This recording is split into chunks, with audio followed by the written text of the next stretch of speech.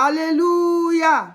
Aujourd'hui, dimanche 18 mai 2025, nous sommes au 14e jour de notre temps de jeûne et prière.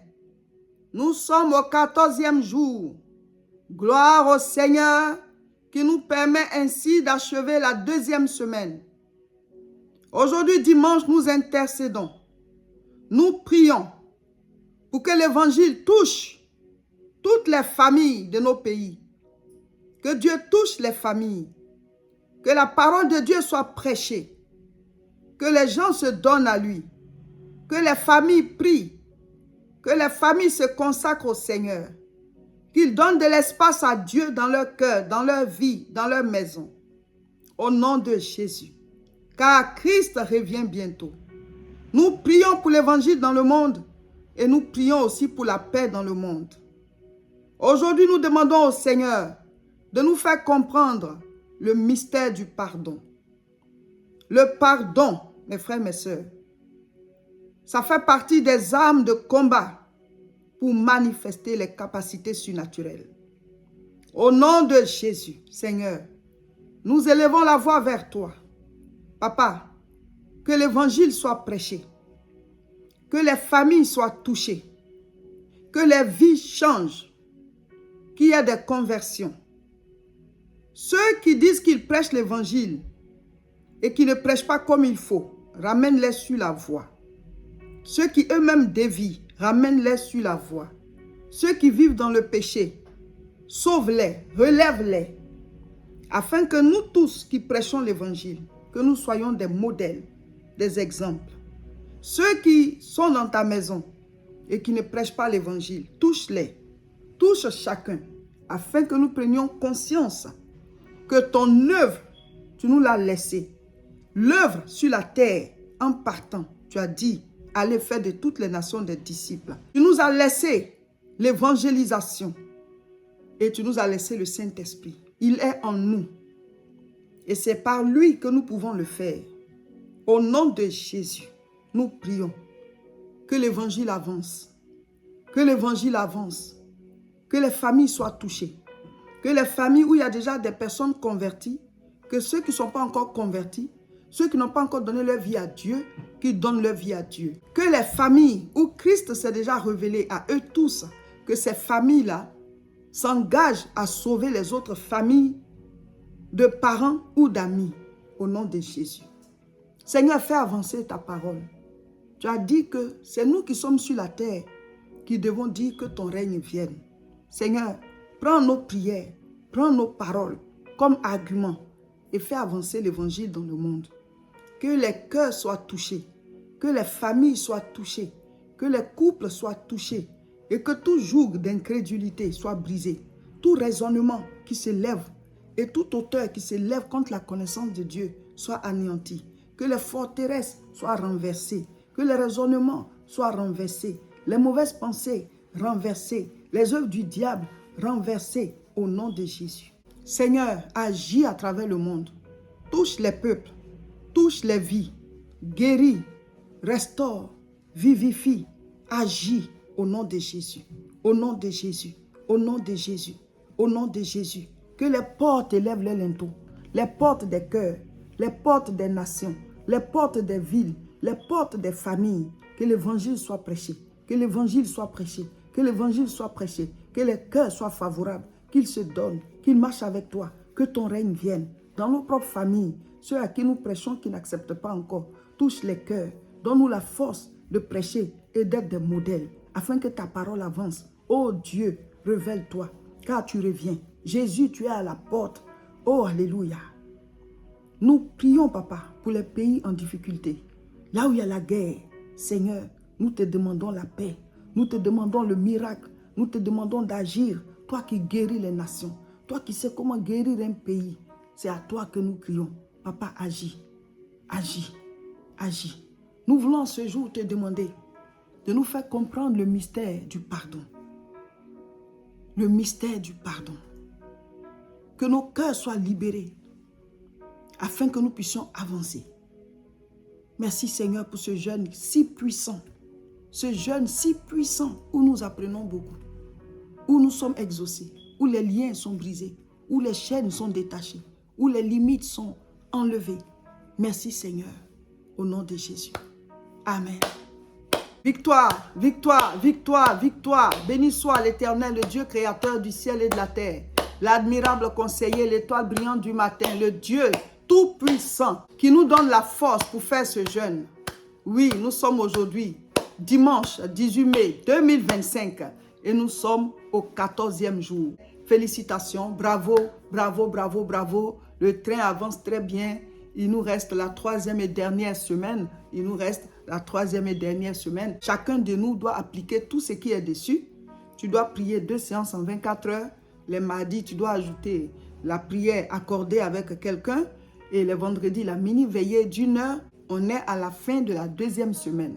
Donc demain, on commence la 3e et dernière semaine. Bravo à tout le monde. Le train là, ça avance bien et c'est jusqu'à la gare. Donc, aujourd'hui, dimanche 18 mai 2025, nous sommes au 14e jour et nous lisons Colossiens chapitre 4.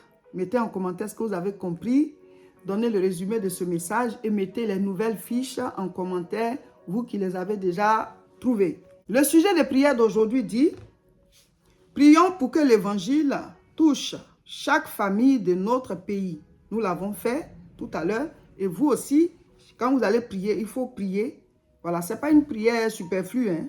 Il faut aussi intercéder pour les autres. Il faut intercéder pour que l'évangile avance dans le monde. Donc, priez pour ça. Et puis, nous prions aussi pour que Dieu nous enseigne le mystère du pardon. Qu'il nous révèle le mystère du pardon. Donc, ça fait partie de notre sujet de prière. Seigneur, révèle-moi le mystère, enseigne-moi le mystère du pardon. Et donc, nous allons prêcher sur cela. Âme numéro 8. Âme numéro 8. Âme 8, c'est le pardon. Le pardon. Alors, nous sommes en train de voir les armes de combat pour manifester les capacités surnaturelles. C'est-à-dire que, voilà, les capacités du monde dans lequel on est né, le royaume de Dieu. Nous sommes nés de nouveau, donc maintenant nous devons manifester ces capacités surnaturelles-là. Ça doit être notre vie de tous les jours. Maintenant, comme il y a opposition, il faut combattre. Donc on est en train de citer les armes de combat. Amen. On a aussi vu l'armure, ce qui doit nous revêtir. Amen. Donc vous êtes vraiment bénis et la prochaine fois qu'on va annoncer le jeûne, vous serez les premiers dans le train. Voilà, donc aujourd'hui on va voir l'arme numéro 8. L'arme numéro 8, c'est le pardon. C'est une arme de combat, le pardon. Alors, nous allons lire. Déjà, la prière Notre Père. Nous allons lire Matthieu chapitre 6, verset 12. Pardonne-nous nos offenses, comme nous aussi nous pardonnons à ceux qui nous ont offensés. Donc ici, on nous parle du pardon. C'est-à-dire que dans la prière Notre Père, Jésus nous dit que nous devons demander pardon à Dieu et dire qu'il nous pardonne comme nous aussi on pardonne à ceux qui nous ont offensés. Donc ici, il y a le pardon que Dieu doit nous accorder et il y a le pardon que nous devons accorder aux autres. Amen. Maintenant, quand on dit le pardon, je veux vous expliquer cela sur 2 angles. Le pardon que nous accordons aux autres, mais aussi le pardon que les autres doivent nous accorder. Amen. Parce que souvent, nous nous souvenons de ce qu'on nous a fait comme mal. Mais on oublie le mal que nous aussi on a fait. Donc quand je dis le pardon, c'est de demander pardon et aussi de pardonner. Donc tu pardonnes. Mais si c'est toi qui es en faute, tu dois aussi demander pardon. Parce que Jésus dit quoi? Je lis. Matthieu chapitre 5. Lisons à partir du verset 23. Si donc tu présentes ton offrande à l'autel et que là, tu te souviennes que ton frère a quelque chose contre toi, laisse là ton offrande devant l'autel et va d'abord te réconcilier avec ton frère, puis viens présenter ton offrande. Ça veut dire quoi? À l'époque, quand eux ils partaient prier, ils ne partaient jamais sans offrande. Donc quand ils s'en vont prier, On dit, ils s'en vont faire leurs offrandes.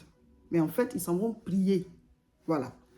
Quand Adam et Ève, ils ont eu leurs enfants, Caïn et Abel, ils ont décidé de faire des offrandes à Dieu. En fait, ils sont allés prier Dieu. Donc avant, la prière et l'offrande étaient liées. La prière et l'offrande étaient liées avant. C'est maintenant que nous, on prie et puis on ne fait pas d'offrande. Tu peux trouver un chrétien, il vient prier et puis il part. Même la veuve qui n'avait rien, elle a mis quelques pièces et Jésus a dit, c'est elle qui a donné plus que tout le monde parce que c'est tout ce qu'elle avait. Donc on ne donne pas parce qu'on a, on donne parce qu'on doit donner, c'est un principe. Et c'est ça qui ouvre la porte. Donc tu ne peux pas prier sans faire d'offrande. Et au cours du jeûne, on va en parler pour dire, tu dois sacrifier. Tu dois sacrifier, ça fait partie des âmes. Il y a déjà le sacrifice universel que Jésus a fait pour nous, mais en tant que chrétien, de manière individuelle, il y a des sacrifices à faire. Donc avant, quand il partait prier, on dit, je m'en vais faire mes offrandes, je m'en vais faire mon offrande. Donc ici, le Seigneur dit, si tu pars à l'autel, quand on dit à l'autel, c'est voilà, au sanctuaire, là où on s'en va prier. Si tu t'en vas faire ton offrande et que tu te souviens que quelqu'un a quelque chose contre toi, dépose là même, va te réconcilier avec la personne. Parce qu'à l'époque, il n'y avait pas les téléphones mobiles. Voilà, pour dire que je peux l'appeler au lieu d'aller jusque là-bas.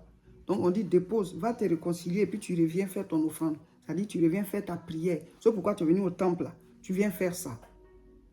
Ça veut dire quoi? Le pardon, mes frères, mes sœurs, est une arme. C'est quelque chose que Dieu doit nous révéler. Quand tu te donnes à Dieu, tu demandes pardon pour tes péchés. Donc tu es né de nouveau, tu es réconcilié avec Dieu. Mais souvent, on n'est pas réconcilié avec les êtres humains autour de nous. Pourquoi? Parce qu'on leur doit des choses qu'on ne leur donne pas. Il y a ce qu'eux, ils nous font de mal et il y a ce que nous aussi on fait de mal. Pour qu'on puisse avancer, le mystère du pardon, c'est ça qui va nous amener à avancer. C'est-à-dire, tu dois pardonner et tu dois demander pardon. Il y a des gens qui ont de la rancune dure comme fer. Depuis des années, on t'a fait des choses. La chose là est dans ton cœur. Si tu n'arrives pas à pardonner, il faut porter ça en prière tous les jours pour dire au Seigneur, libère mon cœur. Je veux pardonner, je veux avancer. C'est vrai, c'est une expérience que j'ai vécue. C'est quelque chose qui est arrivé. Ça va me marquer pour que je ne puisse plus retomber dans le même piège, pour que je puisse faire attention à certaines personnes aussi. Mais je veux pardonner. Je veux libérer mon cœur. Je veux que cette blessure-là soit pensée et que je puisse aller au-delà. On ne dit pas de retourner peut-être manger à la personne pendant que la personne a voulu t'empoisonner. Hein? Voilà, on doit faire attention. Mais que cette personne-là ne soit plus, tu vois, un poids émotionnel pour moi. Et puis, si j'ai été la personne qui a donné des blessures à quelqu'un, il faut que je demande pardon parce que je suis dans des liens à mon insu. Je vais vous lire ça. Proverbe 6, lisons à partir du verset 2. Si tu es enlacé par les paroles de ta bouche, si tu es pris par les paroles de ta bouche, fais donc ceci, mon fils, dégage-toi, puisque tu es tombé au pouvoir de ton prochain. Proverbe 6, verset 3. Fais donc ceci, mon fils, dégage-toi, puisque tu es tombé au pouvoir de ton prochain. Va, prosterne-toi et fais des instances auprès de lui. Ne donne ni sommeil à tes yeux, ni assoupissement à tes paupières. Dégage-toi comme la gazelle de la main du chasseur, comme l'oiseau de la main de l'oiseleur. Alors, que signifie cette parole? La Bible dit, si tu es tombé sous le pouvoir de ton prochain, va et dégage-toi, comme la gazelle de la main du chasseur, comme l'oiseau du filet de l'oiseleur, dégage-toi. Va et prosterne-toi, fais des instances jusqu'à ce que tu sois dégagé. Ça veut dire quoi? Il y a des gens qui sont tombés sous le pouvoir d'un autre être humain. C'est-à-dire tu as fait quelque chose à des gens. Donc, tu es enlacé comme dans un filet spirituel. Tu es pris. La Bible dit, va faire des instances. Va demander pardon. Prosterne-toi jusqu'à ce que tu sois dégagé. Parce que spirituellement parlant, la personne peut te tenir et puis ta vie n'avance pas. Elle te tient. Ce n'est pas la sorcellerie. Hein. Ici, je ne te parle pas de la sorcellerie. Je te parle de la rancune, de la rancœur. Quand la personne te tient là, elle aussi, elle est en prison parce que son cœur n'est pas libre. Elle te tient. Toi, tu vis, mais tu as des limites. Il y a des niveaux que tu ne peux pas atteindre. Tu ne le sais pas. Mais tu es tombé sous le pouvoir du prochain. Il y a quelqu'un dont le cœur gémit contre toi. Je ne vous dis pas de commencer à appeler les gens pour demander pardon pour rien. Hein. Mais souvent, il y a un certain mal qu'on a fait. Et ça pèse contre nous. Tu es tombé sous le poids du prochain. Même si la personne ne te maudit pas, mais l'acte que tu as posé te maudit. Donc, ça peut être un frein à la manifestation du surnaturel dans ta vie. C'est-à-dire la manifestation des bénédictions qui sont dans le royaume là. Pour toi, là, ça ne descend pas. Le blocage, c'est qu'il y a un cœur sur cette terre, ou bien des cœurs sur cette terre qui te tiennent, toi. Je ne parle pas des petites fautes qu'on commet et puis à tout moment on va demander pardon aux gens, non. Mais il y a des choses même que quand tu fais là, tu fais la chose, tu sais que ça, tu viens de choquer quelqu'un. Quand je parle comme ça, chacun de vous peut savoir à peu près si il est captif d'une personne, s'il est tombé sous le pouvoir de quelqu'un ou pas. Parce que souvent on cherche pourquoi on n'avance pas. On est en train de citer les âmes là. Souvent on cherche pourquoi on n'avance pas, pourquoi telle chose ne se fait pas, pourquoi telle porte ne s'ouvre pas depuis. Pour certains, ce ne sont pas des liens de famille, parce qu'on ne se marie pas chez vous, ou bien parce qu'on ne travaille pas chez vous, ou bien ceci. Certains, pour eux là, c'est qu'il y a quelqu'un qui gémit contre eux. Tu as fait quelque chose qui n'est pas bien à quelqu'un et la personne te tient captif. Et donc, tu es tombé sous le pouvoir du prochain. La Bible dit, va te dégager promptement. Demande pardon. Donc, on ne vous dit pas d'appeler les gens pour rappeler des choses passées, hein. Mais priez, dites au Seigneur de vous parler. Il y en a que vous savez déjà. Il faut demander pardon. Ça va te libérer. Souvent on dit à la personne ne veut plus m'écouter et tout. Toi, demande pardon. Et si malgré cela, la personne ne veut pas te pardonner, mais Dieu sait que toi, tu as demandé pardon. Maintenant, souvent on dit, ah, mais la personne est déjà décédée. Bah, demande pardon à Dieu. Pour que tu sois libre de tout lien. Donc le pardon, il y a l'aspect où nous, on doit demander pardon. Je ne peux pas tout citer, hein. Mais priez, si vous ne vous rappelez de rien, bah dites au Seigneur d'apaiser les cœurs de ceux à qui vous avez pu faire du mal, ceux à qui vous avez pu faire du mal, même à votre insu, que vous puissiez être pardonnés. On en parle souvent dans les jeunes parce que c'est pas la bénédiction vient de Dieu, hein, mais ça peut être bloqué, c'est-à-dire ça arrive et puis ça ne descend pas dans ta vie. Parce qu'il y a quelqu'un à qui tu as fait du mal. Donc, ta prière ne monte pas.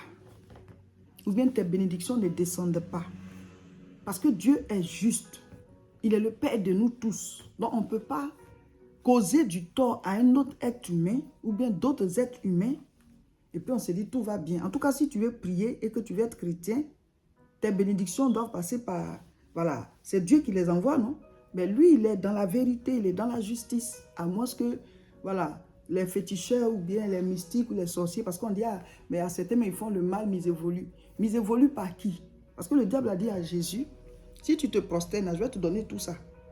Donc le diable aussi donne des choses à ceux qui se prosternent devant lui. Donc ceux-là, même quand ils font le mal, ils semblent prospérer. Je dis bien semble, parce que Satan, ce qu'il donne là, ce n'est pas éternel et tu vas payer ça autrement. Ce sont des gens qui souffrent parce qu'ils sont obligés de payer par leur vie ou bien par des choses. Les pactes là sont lourds. Alors que nous, Jésus l'a déjà payé. Donc, quand tu dis que tu veux réussir par Dieu et que tu es né de nouveau, bah, tu dois respecter tout ce que la parole dit. Donc voilà, priez et que Dieu vous dise si vous devez demander pardon à quelqu'un ou bien à des gens, ou bien si c'est juste à lui, Dieu, qu'il faut demander pardon, vous demandez pardon pour être clean, pour ne pas que quelqu'un vous tienne. Et que vous priez, vous faites tout ce qu'il faut, mais à cause de ce cœur-là, ça ne descend pas. Il faut juste que vous demandez pardon à cette personne. Maintenant, si vous avez demandé pardon, un vrai pardon, hein, et que la personne ne veut pas, bon, vous avez fait votre part. C'est comme ça. Mais souvent, même on demande un pardon impoli, là. Le Seigneur dit, va, prosterne-toi. Je n'ai pas dit d'aller vous prosterner devant les gens, hein, mais c'est pour vous dire, Comment Dieu veut qu'on s'humilie pour obtenir le pardon? Pas de lui, Dieu, hein. Lui, il nous pardonne. Mais ceux à qui on a fait vraiment un grand mal, là, Dieu dit, va te dégager comme la gazelle dans les mains du chasseur. C'est comme la personne te tient.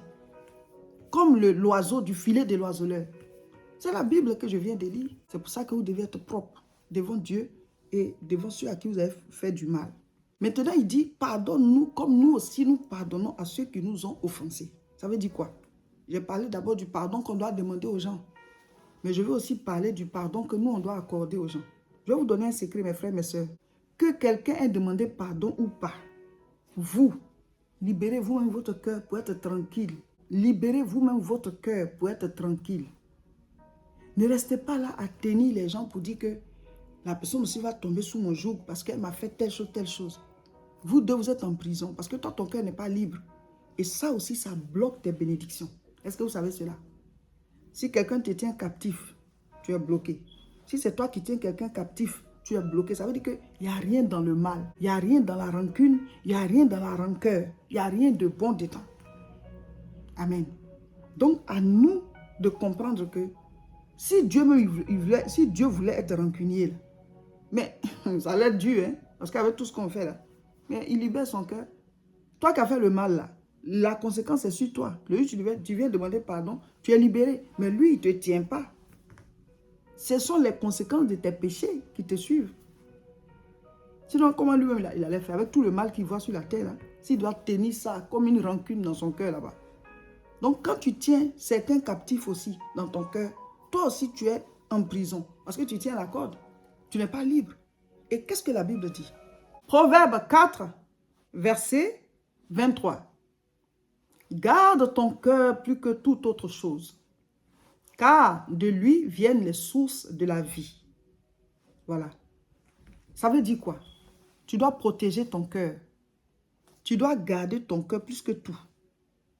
Car de lui viennent les sources de la vie. Même la vie physique, là, c'est à partir du cœur. Le cœur, il bat, il propulse le sang dans tout l'organisme.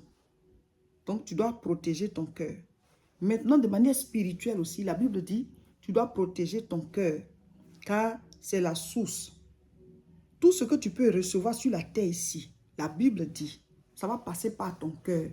Donc, si ton cœur n'est pas protégé, il y a pas, tu as des rancœurs, des rancunes, il y a de mauvaises choses dans ton cœur.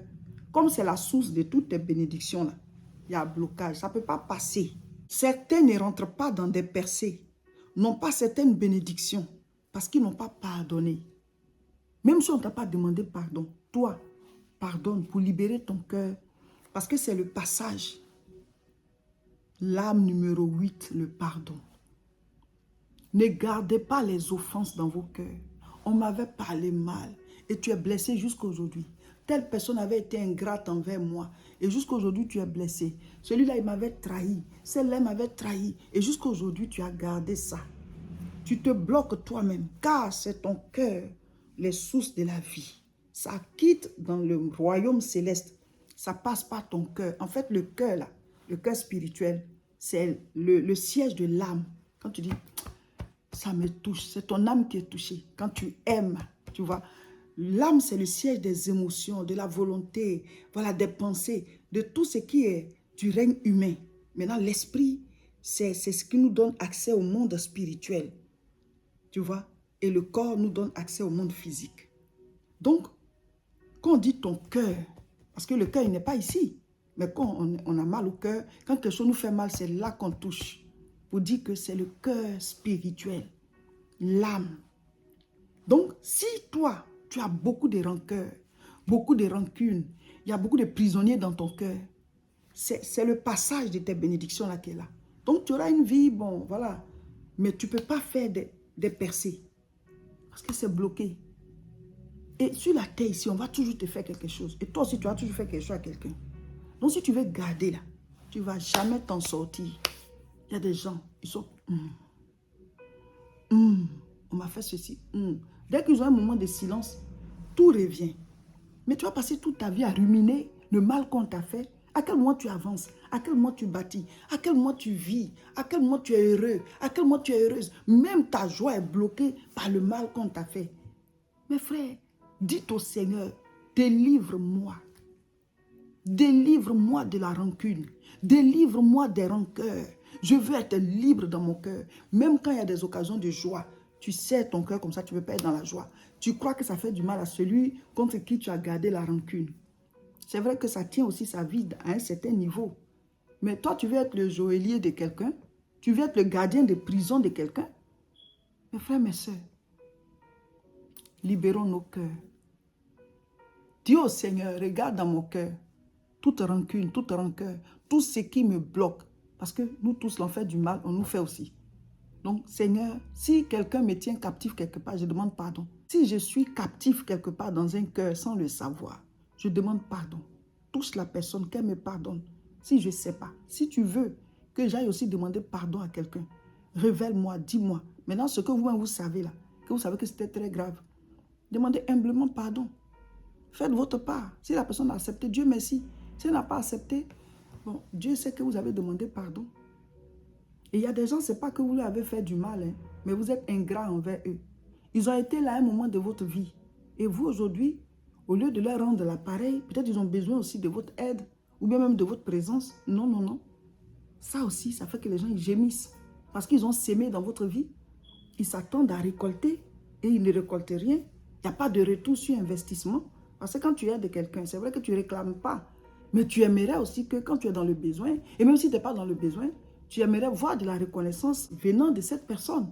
Ce que nous, on veut qu'on nous fasse là, qu'on le fasse aussi pour les autres. Quand tu fais du bien, tu aimerais voir de la reconnaissance. Mais on est ingrat envers d'autres. Il y en a qu'on doit respecter, on ne les respecte pas. Il y en a qu'on doit honorer, on ne les honore pas. Souvent, on dit que mais j'ai été déjà, la reconnaissance, c'est fini. La reconnaissance, c'est toute la vie. On ne dit pas d'aller être l'esclave de la personne. Mais il y a des choses que tu ne peux jamais faire à la personne. Et il faut faire ce que tu peux. Il faut être présent pour la personne. Il faut être présent pour la personne. C'est comme ça la vie. Donc, nous devons pardonner. Et nous devons aussi demander pardon. Prier, demander pardon à Dieu. Et lui dire de toucher les cœurs de ceux qui nous tiennent captifs parce qu'on a dû faire quelque chose. Et ceux dont on est au courant et qu'on sait que c'est grave, on doit demander pardon. Comme ça, voilà, on est libre. La porte est ouverte dans nos cœurs, dans les cœurs des autres. Et ça circule. On veut manifester les capacités surnaturelles. On est en train de découvrir les âmes. Amen. Voilà, aujourd'hui, dimanche, nous achevons la deuxième semaine. Je ne sais pas à quel moment vous allez recevoir la vidéo. Mais félicitations, bravo à tout le monde. Prenez courage. Il reste encore une semaine et on va être bénis. Ça sera encore puissant, très spirituel, hautement spirituel. Donc, demain, lundi, on commence la troisième et dernière semaine. Mettez les fiches en commentaire, mettez les fiches en commentaire. Mettez le résumé de ce message et aussi de votre lecture biblique. Abonnez-vous et partagez massivement la vidéo. Le jeûne, là, c'est jusqu'à la gare et il reste une semaine.